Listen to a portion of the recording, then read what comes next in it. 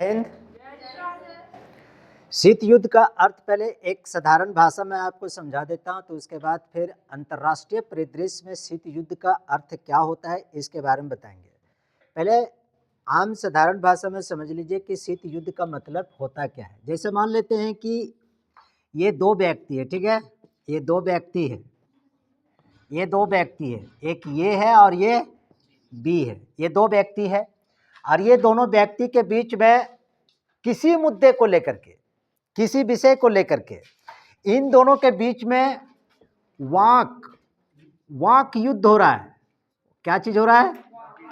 वाक युद्ध हो रहा है। इन दोनों के बीच में वाक युद्ध हो रहा है, ठीक। अब मतलब कहने का मतलब दोनों के बीच में खूब हॉट टॉक हो गया, तेरी मेरी सब हो गया एकदम, है ना, सब कुछ हो गया, तेरी मेरी एकदम, हाथ उठा उठी भी पूरा हो गया, क्या एकदम फोड़ देंगे, तोड़ देंगे, चिर देंगे, फर देंगे, बर्बाद कर देंगे, सारा कुछ हो गया। लेकिन कोई किसी के ऊपर हाथ नहीं छोड़ा, ना डंडा छोड़ा, ना पत्थर फेंका, ना डंडा फेंका, कुछ नहीं, ना फाइटिंग हुआ, कुछ भी नहीं हुआ। इसका मतलब ये क्या कहलाया? दोनों लोगों के बीच में क्या कहलाया? वाक युद्ध कहलाया, विचारों का युद्ध कहलाया। लेकिन हथियार का प्रयोग न पत्थर का, न ईंटा का, न लाठी का, न डंडा का, न हाथ का, किसी भी चीज का प्रयोग दोनों के बीच में नहीं हुआ। तो इसका मतलब इन दोनों के बीच में क्या हो गया? शीत युद्ध हुआ। शीत युद्ध मतलब क्या कहते हैं? Cold war.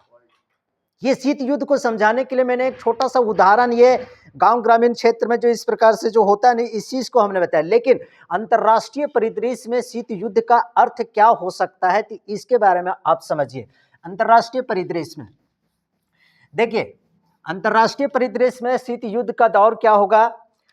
देखिए, सन 1914 से लेकर के 1914 से लेकर के कितना, 1918, ये प्रथम विश्व युद्ध हुआ था, समझ रहे बात को।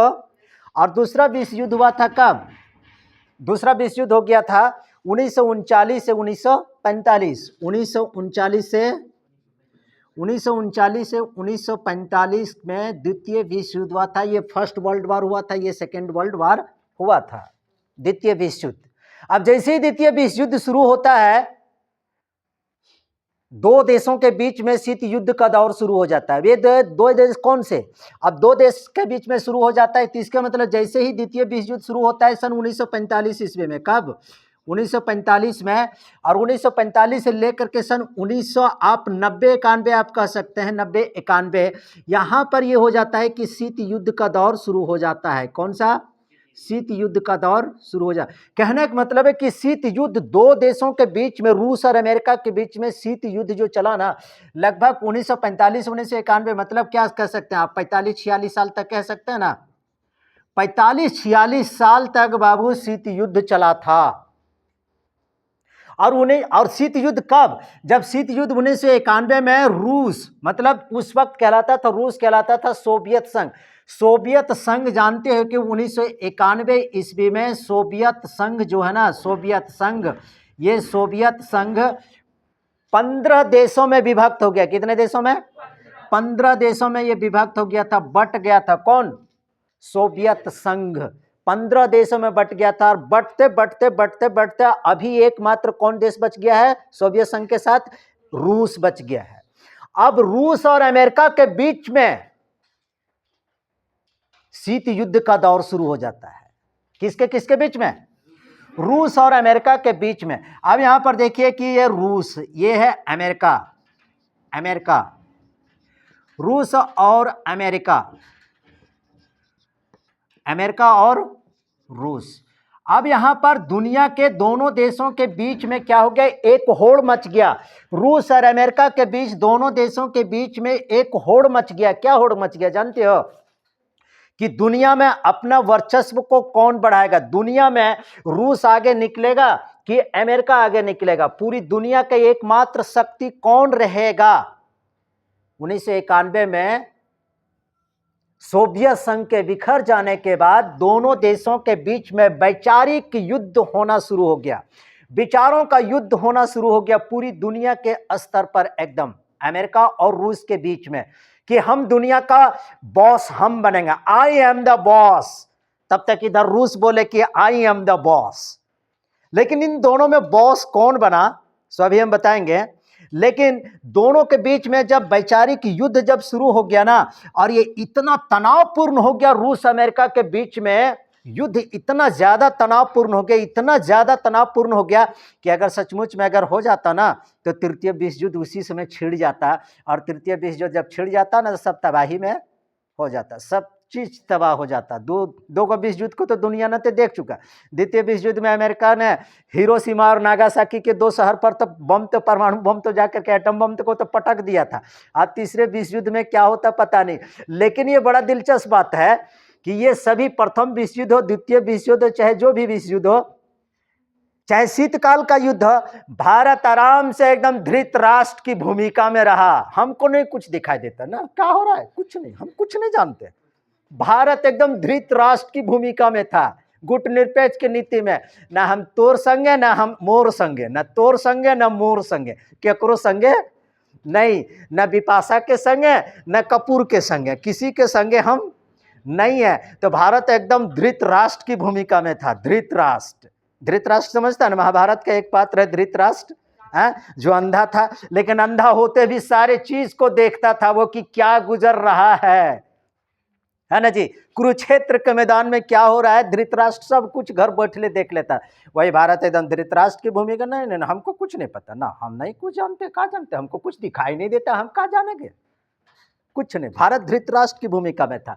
तो दोनों देशों के बीच में इतना ज्यादा तनाव बढ़ गया, और अगर हथियार का अगर प्रयोग अगर हो जाता तो समझ लो कि तृतीय विश्व युद्ध छिड़ जाता। इसका मतलब ये हो गया कि अंतर्राष्ट्रीय परिदृश्य में, अंतर्राष्ट्रीय स्तर पर अगर शीत युद्ध का अगर कहा जाए तो शीत युद्ध क्या है कि दो देशों के बीच में एक एक वैचारिक मतभेद, अपने वर्चस्व को स्थापित करने का क्या एक होड़, जो कि इस वैचारिक मतभेद और होड़ में इतना ज्यादा स्थिति तनावपूर्ण हो जाती है कि अगर हथियार का इस्तेमाल अगर ये इसके प्रति और ये इसके प्रति अगर करना शुरू कर दे तो तीसरा विश्व युद्ध हो जाएगा। लेकिन हथियार का उपयोग एकदम नहीं हुआ, हथियार का उपयोग नहीं इसके ऊपर किया नहीं इसके ऊपर किया। हालांकि 1991 में सोवियत संघ बिखर जाने के बाद पूरी दुनिया का एकमात्र boss, I am the boss, America है अभी भी, अमेरिका अभी भी है। समझ रहे इस बात को ना। और अगर कहा जाए कि वर्तमान में, अभी भी वर्तमान में कि अगर शीत युद्ध का दौर फिर से शुरू हो गया क्या, अभी कोई कह सकता है कि नहीं शीत युद्ध अभी भी चल रहा है क्या? तो अगर एक्सपर्ट की दृष्टि से अगर देखा जाए ना, एक्सपर्ट की दृष्टि से, विशेषज्ञों की दृष्टि से, अंतरराष्ट्रीय दृष्टिकोण से अगर देखा जाए तो शीत युद्ध का दौर अभी भी चल रहा है। शीत युद्ध की परिस्थिति अभी भी बरकरार है, अभी भी चल रही, जो अभी मैं बता रहा हूं। जैसे जान रहे हैं ना, अमेरिका जो है पूरी दुनिया का बॉस है, अमेरिका पूरी दुनिया का बॉस है। ये जो रूस जो है, रूस, ये जो रूस है और यहां पर जो अमेरिका है, अमेरिका, ये रूस और ये अमेरिका। अब यहां पर है यूक्रेन, कौन है? यूक्रेन। यूक्रेनवा को कितना दिन से कूट रहा है रूसवा, कितना दिन से कूट रहा है? लगभग 2.5-3 साल हो गया है। अभी भी रूस और यूक्रेन के बीच में युद्ध समाप्त हुआ नहीं। यूक्रेन एकदम एक छोटा सा देश है, समझ रहे ना। जिस प्रकार से भारत के साथ में पाकिस्तान एकदम खोच करते रहता है ना, उसी प्रकार से ये जो यूक्रेन जो है ना, ये यूक्रेन रूस का समझो कि ये पाकिस्तान देश है। ये भी हमेशा कुछ ना कुछ खोच करते रहता है। तो इसको एकदम किसकिचाया।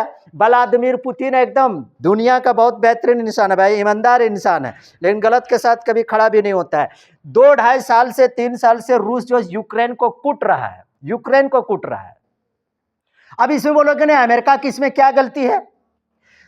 रूस ने यूक्रेन को इसलिए कूट रहा है, आधा शहर खार्किव शहर तो पूरी तरह से बर्बाद करके रख दिया है रूस ने यूक्रेन को इसलिए अभी तक युद्ध कर रहा है यूक्रेन के साथ कि यूक्रेन ने एकमात्र यही कह दिया कि देखो भाई, हम अमेरिका का जो सैनिक गुट जो नाटो है, क्या नाटो, कल हम चर्चा कर रहे थे, नाटो, अमेरिका का जो सैनिक गुट नाटो है, इस नाटो का हम सदस्य देश बनेंगे। कौन बोल रहा है? यूक्रेन बोल रहा है किसका?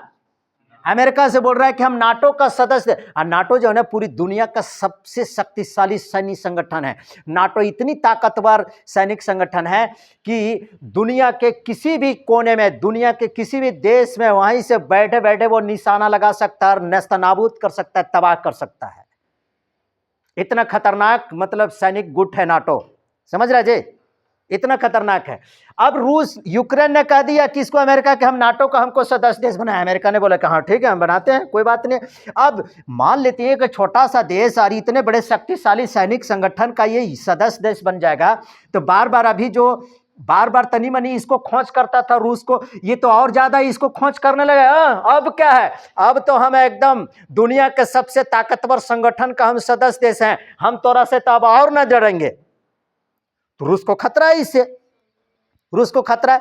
और ये इतना छोटा सा देश आखिर इतने दिनों तक युद्ध में ये टिका हुआ कैसे?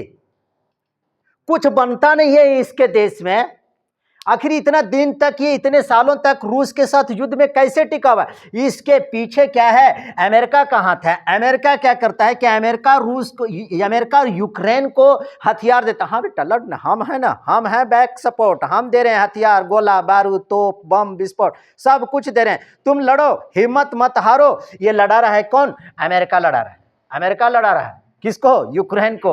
और ये चोटा ये जो है अभी तक इसको पता नहीं है कि अमेरिका मेरे साथ क्या रणनीति अपनाया है, कितना खतरनाक खेल खेल रहा है। इसका मतलब क्या है? लड़ रहा है, हथियार का युद्ध लड़ रहा है रूस और यूक्रेन, लेकिन यहां पर वैचारिक लड़ाई तो क्या है?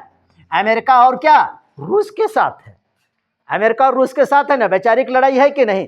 इसलिए हम कह सकते हैं कि शीत युद्ध का खतरा अभी भी नहीं खत्म हुआ, अभी भी चल रहा है, लेकिन दूसरे तरीके से। उसका जो शीत युद्ध का जो अभी का जो तरीका जो है ना, से एकदम थोड़ा सा क्या है बदला हुआ। देख रहे हैं लड़ रहा है ये, कुटा रहा है ये, लेकिन दोनों के बीच में वैचारिक युद्ध चल रहा है। ये इसके साथ और ये इसके साथ नहीं लड़ रहा है, ये इसके साथ लड़ रहा है। इसलिए लड़ रहा है कि यूक्रेन कह रहा है कि हम नाटो का सदस्य देश बनेंगे, और रूस कह रहा है कि तू खबरदार बनेगा नहीं, और ये इसको लड़वा रहा है। अमेरिका इसको, यूक्रेन को हथियार दे रहा है, हथियार दे रहा है। तो ये बेटा अभी तक टिकल है, इतनी छोटा सा देश है, उसके बाद भी रूस के साथ टिका हुआ है, भले ही आधा देश इसका बर्बाद। देखो एक बात है, जान ले, यूक्रेन का जो राष्ट्रपति जो है ना जेलेंस्की, यूक्रेन के राष्ट्रपति जो जेलेंस्की है ना, कभी भी किसी भी देश की सत्ता का बागडोर जो है ना, किसी नचनिया, गायक और ड्रामेबाज या नौटंकीबाज के हाथों में नहीं सौंपना चाहिए। सच कहता हूं, नहीं सौंपना चाहिए। यूक्रेन का जो राष्ट्रपति है जेलेंस्की जो है, वो एक बहुत बड़ा ड्रामेबाज, एक बहुत बड़ा वो ये क्या कह सकते हैं कि वह एक कलाकार था, समझ रहा है जी। अब किसी ड्रामेबाज के पास, किसी नचनिया के पास, किसी चुटकुलेबाज के पास अगर उसके सत्ता को सौंप देगा, तो यूक्रेन का हालत देख रहे हो ना क्या हो गया है। भारत में भी इससे कम अछूता नहीं है भैया इन सारी चीजों से। अब पंजाब के जो मुख्यमंत्री है भगवत मान, एक नंबर का कॉमेडियन था, कपिल शो शर्मा के बीच में, उनके बीच में वो काम किया करता था, वो कॉमेडियन था। वो पंजाब का भी सीएम बन बैठा हुआ है। देख रहे हो कि पंजाब की हालात कैसा है, एकदम कर्ज में ले जा करके डुबा करके रख दिया है। तो एक बुड़बक के हाथ में, एक अनपढ़ के हाथ में, किसी व्यक्ति के हाथ में एकदम सत्ता को सौंप दो, देश की, राज्य की बागडोर को सौंप दो, लेकिन किसी नचनिया के पास और ड्रामेबाज के हाथों में सौंपना नहीं चाहिए। एक ड्रामेबाज ने यूक्रेन को डुबा दिया, एक ड्रामेबाज ने पंजाब को डुबा करके रख दिया है, समझ रहे जी बात को। इसलिए आज के दौर में भी क्या चल रहा है? शीत युद्ध का दौर चल रहा है। यहां पर देखे ना, मोहरा ये बनल है, लेकिन वैचारिक युद्ध दोनों के बीच में चल रहा है। इसलिए शीत युद्ध का दौर अभी भी नहीं खत्म हुआ, शीत युद्ध का दौर आज भी चल रहा है, एकदम पूरी तरह से आज भी चल रहा है, खत्म नहीं हुआ है, समझ रहे ना।